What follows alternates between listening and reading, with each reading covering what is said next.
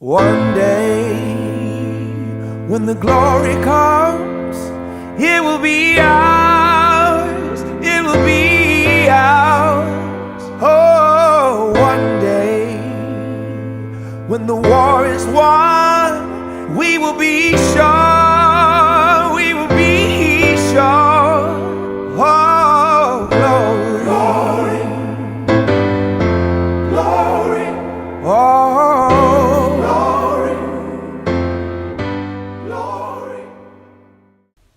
by the time Friday comes around, my hair looks a little rough after a busy week at school. So, my mum, and rarely my dad, take up my cane rows. It takes about 20 to 40 minutes, depending on the style I've had. It's really quite relaxing, and a great time for mother-daughter bonding. Mum mixes a blend of oils and herbs that she uses to prepare my hair for the shampoo. Once my hair is washed and reconditioned, the texture goes from wavy to kinky. It also looks like it has shrunk. Watch when Mum gently pulls on my hair. Next, Mum uses Jamaican castor oil, which prevents my hair from drying out and protects it from the environment. She puts it into granny plaits, covers it with a scarf, and it dries naturally. In the morning, she loosens the plaits. My hair is now coily. Dad takes me to my Auntie Lydia and sometimes Auntie Fatma, who real style my hair.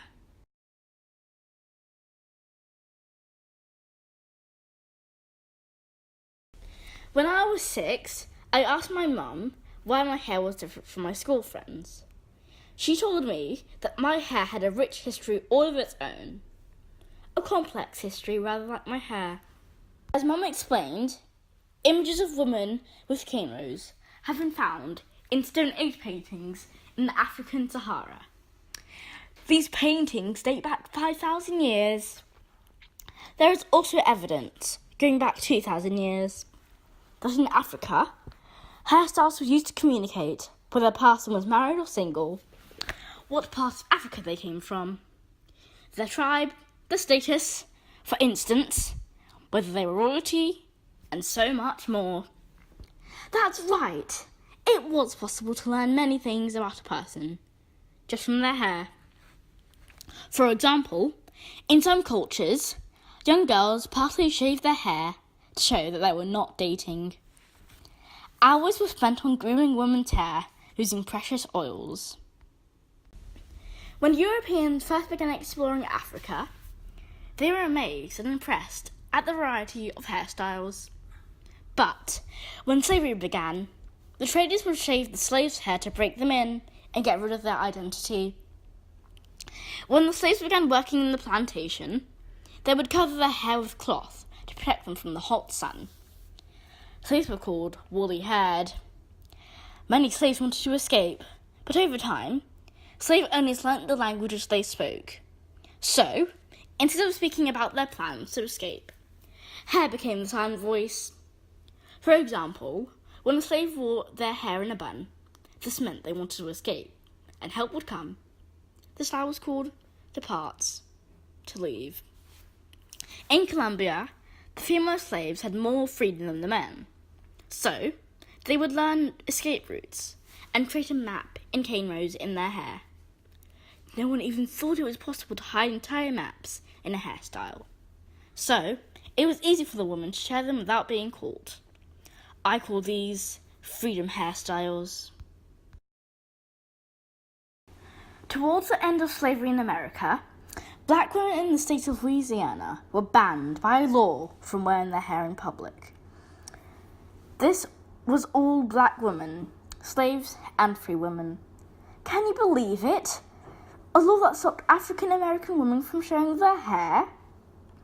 Instead, they were forced to cover up their hair with scarves called tignons. In other parts of America, black women began processing their hair with chemicals and heat so that their hair would be straighter. This was partly because they wanted to be accepted as equals in America. A black woman named Madam C.J. Walker became the first self-made American female millionaire. She made her money from making hair products for black women. In the 1960s, during the civil rights movement, some black men began wearing their hair in a natural state, with beautiful afros and cornrows. But women faced discrimination for this, and many lost jobs. The issue of natural hair discrimination still happens here, and in America. In 2016, a British schoolgirl was discriminated against for wearing braids. Her school said they were not natural. Today, natural hair is becoming more and more popular, but there are many beautiful crowns. Natural, braided, long, short, extensions, relaxed. There are all sorts of beauty. The history of my hair is long and powerful, full of twists and turns, and I, for one, am proud of my natural crown. But I look forward to experimenting with texture and colour when I get older. The story of my hair has barely begun. One day, when the glory comes, it will be ours, it will be ours. Oh, one day, when the war is won, we will be sure, we will be sure. Oh, glory, glory, glory. Oh, glory, glory. Hands to the heavens, no man, no weapon formed against, yes, glory is destined. Everyday women and men become legends. Sins that go against our skin become blessings. The movement is a rhythm to us. Freedom is like religion to us. Justice is juxtaposition in us. Justice for all just ain't specific enough. One son died, his spirit is revisiting us. True and living in us. Resistance is us. That's why Rosa sat on the bus. That's why we walk through Ferguson with our hands up. When it go down, we woman and man up.